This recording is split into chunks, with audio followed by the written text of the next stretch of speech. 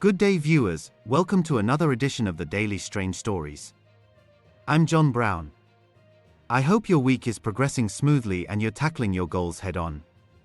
Our lead story for today. Vusimu Zikat Matlala slapped with 7 more charges including murder, Matlala's cash-in-transit heist gang member shot dead. The clock is ticking for Vusimu Zikat Matlala. Accused of everything from organized theft to targeted attacks, this controversial and extremely dangerous businessman is now facing the most serious charge of all, murder. Just this month, 7 new charges were filed, tightening the noose around his neck. But as the investigation intensifies, the body count rises. But the mystery deepens with the death of one of his alleged partners in crime, gunned down after a cash-in-transit heist. Was it a hit? A desperate attempt to silence a witness? Or something even more sinister? Prepare to unravel a complex web of deceit, violence, and unanswered questions in this gripping true crime investigation. This is a story of secrets, betrayals, and the ruthless pursuit of wealth in the heart of South Africa. The latest charges stem from a series of investigations that link Matlala to multiple incidents across different regions. Prosecutors are working to combine these cases into one major trial, aiming to bring everything under the roof of the Johannesburg High Court. Among the accusations are attempts on lives, money laundering, and now murder, with connections to events that have left lasting impacts on those involved. At the center of this storm is Matlala's recent court appearance in Alexandra, where he stood alongside his co-accused, fighting for his freedom while the state builds its case brick by brick. To understand how Matlala arrived at this point, one must trace back to the events of October 2023, when a black BMW carrying actress Tebogo Tsobetsane and her friends came under fire on a busy highway near Sandton in Johannesburg. The incident happened late at night, between 10 p.m. and 10:30 p.m. at the corner of Bryanston and Wilton Drive. Bullets rained down on the vehicle, injuring Tsobetsane in the foot and leaving her friend Anele Malinga with a severe spinal cord wound that resulted in paralysis. Another passenger, Kumbulani Ngube, was also caught in the chaos. Tsobetsane, known for her roles in popular shows like Mufango, later pointed fingers at Matlala as the one behind the plot, claiming it was an attempt to end her life due to their past relationship. Matlala has consistently rejected these claims, insisting he had no part in the attack. This shooting forms the core of the initial charges against Matlala and his group, which include attempted murder and conspiracy. Prosecutors allege that between October 12 and October 17, 2023, the accused planned and carried out the act, even going so far as to launder over 120,000 rand tied to the scheme through fake invoices designed to hide the money's origins. The state points to cell phone records and other evidence showing coordination among the group. Matlala's wife, Tsagani, is implicated in these efforts, accused of sending him a fraudulent identity document from Eswatini, which he allegedly used to travel there at least 3 times. This document, bearing a different surname, adds to concerns that Matlala could flee if given the chance, a key reason his bail was denied. In court, Magistrate Saita Prinsloo ruled that Matlala had not shown exceptional reasons for release, highlighting his potential as a flight risk due to rumored access to a private jet, assets in Mauritius, and that questionable Eswatini ID. A pattern of allegations across 3 separate incidences, the Tobayani shooting, the Sibanyoni shooting, and the DJ Wetty shooting, suggest a repeated modus operandi involving target violence. Even accepting that the applicant disputes the allegation, the gravity and the consistency of the state's version creates a substantial risk that his release would endanger the safety and the security of the complainants and the wider community. Even while in custody, Matlala was found with a cell phone, which further damaged his case. His legal team, led by advocate Lawrence Hodds, has pushed back, arguing that any data on seized devices linking him to politicians or police was planted by authorities. They also deny he owns any jet or boat, calling out the investigating officer for providing false information under oath. Now, with the addition of 7 more charges, the scope widens dramatically. These include murder, tied to separate incidents that prosecutors say connect through shared elements like weapons and accomplices. The National Prosecuting Authority is pushing to centralize dockets from places like Orlando, Pretoria, Sandton, and Vereeniging, creating a unified front for prosecution. Two specific cases from Pretoria West and Littleton are already in the process of being merged, with approval from the Pretoria Director of Public Prosecutions. The National Director is expected to finalize this by November 11, 2025, allowing the entire matter to move forward. Among Matlala's co-accused are Musa Gegana, Tleko Floyd Mabusela, and Ntabiseng Nzama, who is Mabusela's daughter. They face similar charges, with Nzama recently added for money laundering. Tsagani Matlala and Nzama are out on bail of 20,000 rand and 10,000 rand respectively, while Gegana, Mabusela and Matlala remain behind bars. Gegana and Mabusela chose not to pursue bail, perhaps sensing the weight of the evidence against them. The firearms seized from some of these individuals tell a chilling part of the story.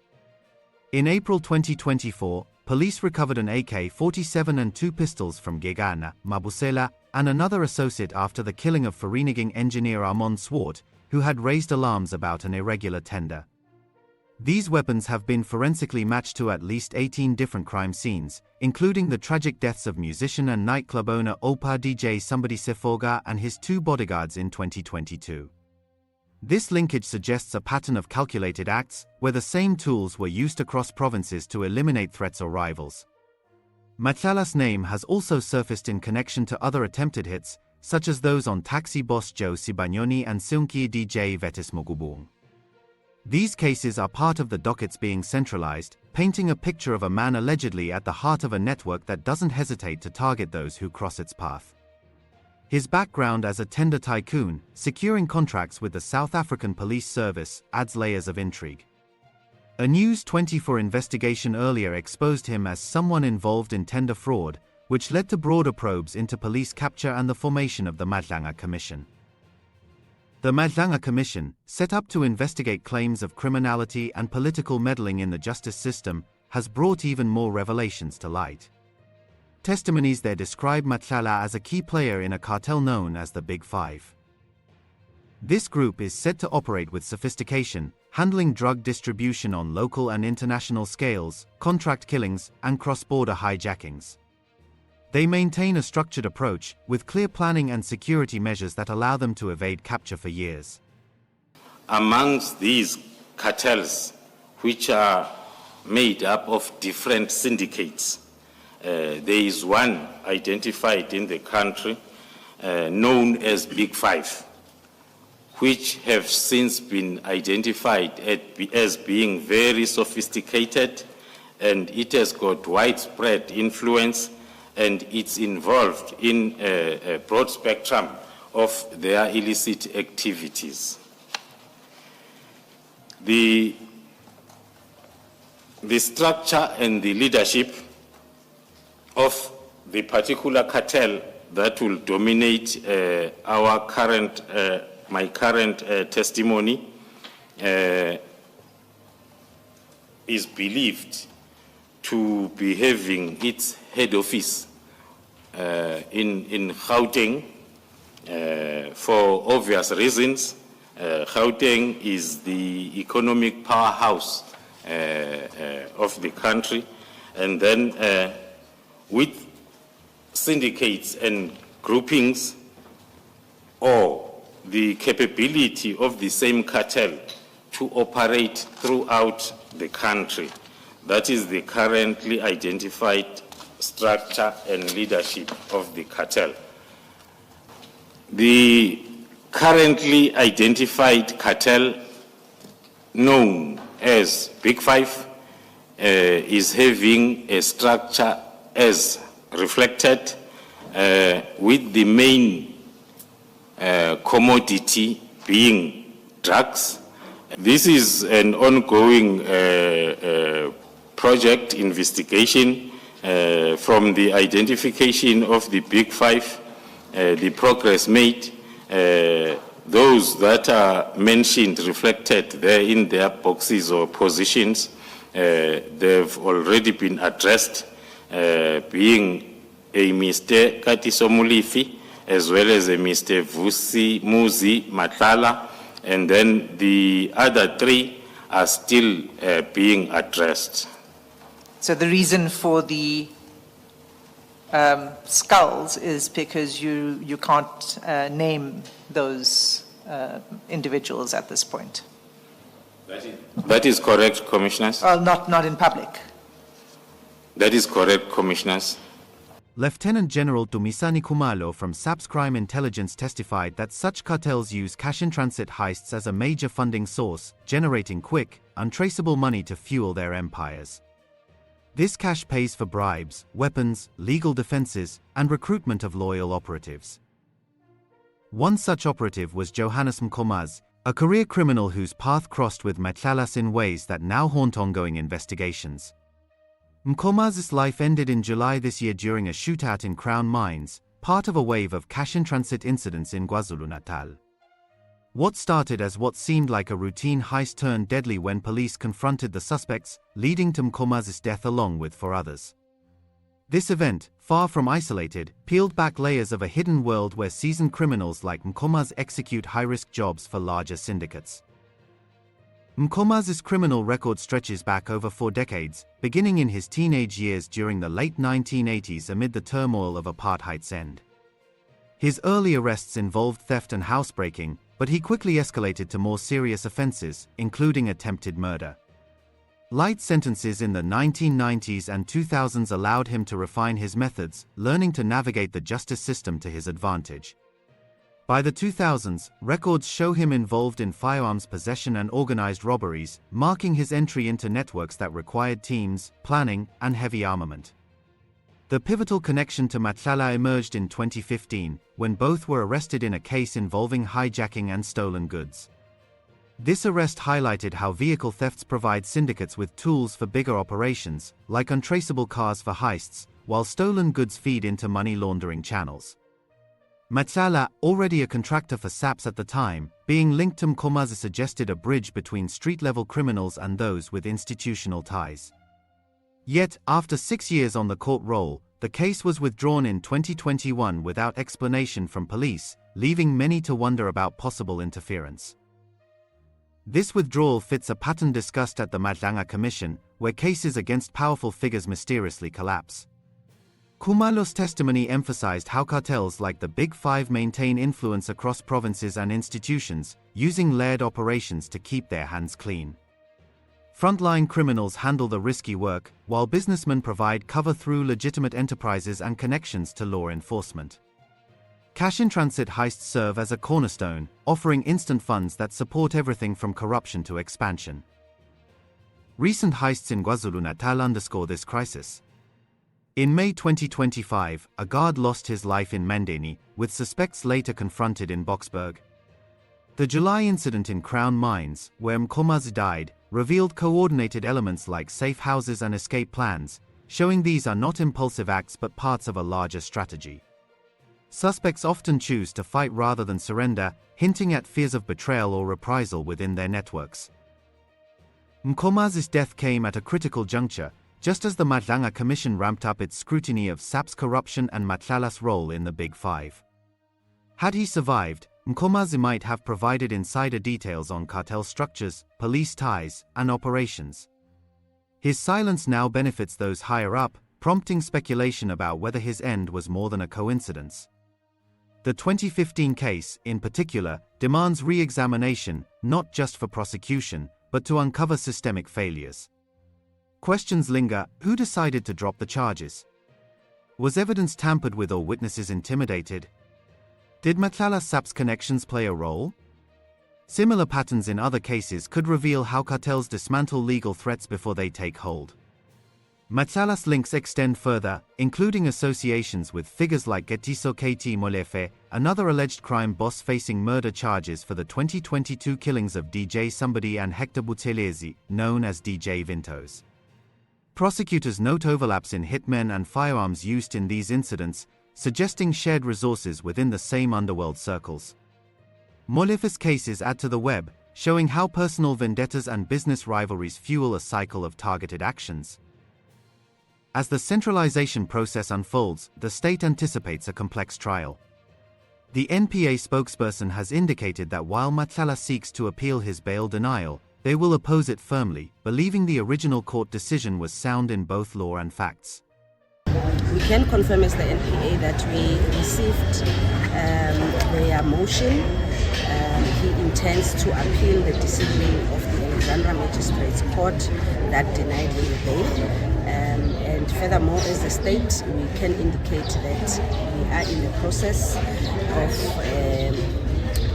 preparing ourselves to oppose his application. We believe that this court was not misdirected, whether in law or factually. So we'll be opposing his application. However, we are still awaiting a date for the set down of that hearing.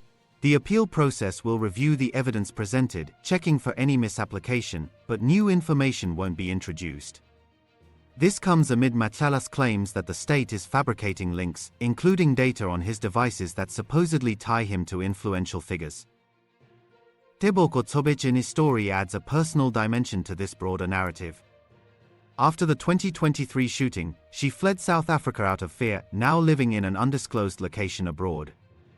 Her injury, though not as severe as her friend's paralysis, forced her to rebuild her life away from the spotlight. The attack on her, prosecutors say, was meticulously planned, with the accused conspiring over several days to carry it out. The use of heavy firepower and the precision of the timing point to professionals, not amateurs. The firearms ballistic matches extend the story's reach. The AK-47 and pistols found after Armand Swart's death in Vereeniging connect to a string of events, including the DJ Somebody incident. Swart, an engineer, had flagged irregularities in a tender, making him a target in what appears to be a bid to silence whistleblowers. This ties back to Matlala's tender dealings, where his business interests allegedly intersect with criminal methods to protect profits. The Big Five cartel's operations, as detailed in commission hearings, show a diversified empire. Drug trafficking provides steady income, while hijackings supply logistics.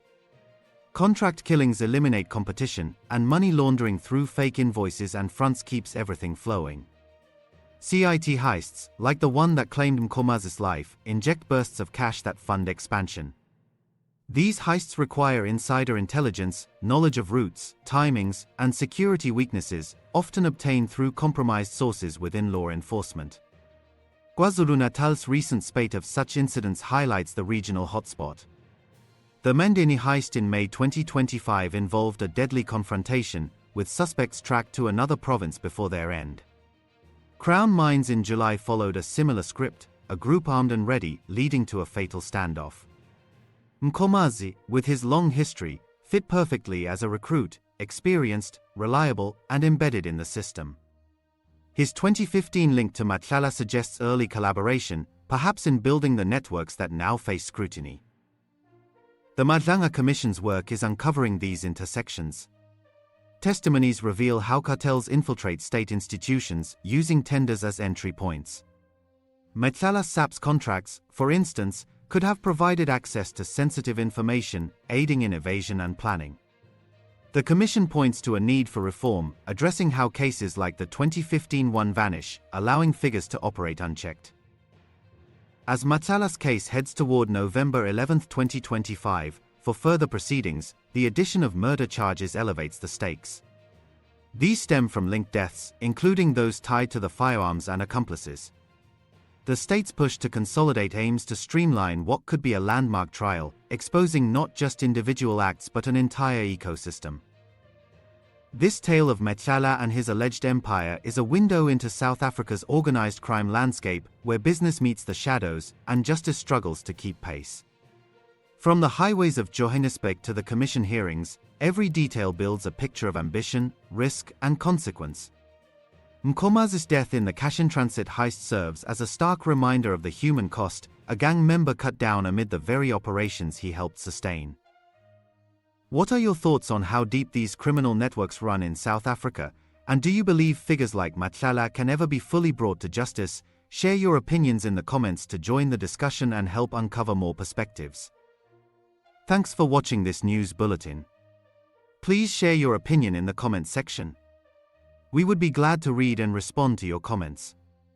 Let's meet again tomorrow in our next strange story. Wishing you a productive Wednesday.